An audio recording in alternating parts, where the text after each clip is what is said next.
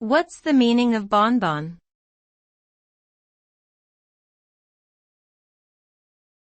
Bonbon.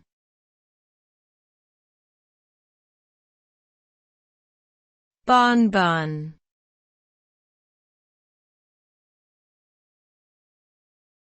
Bonbon.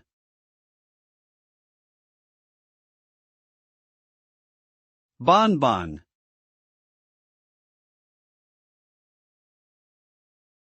Bonbon refers to a type of sweet or candy that is typically small, round and covered in a hard sugar shell.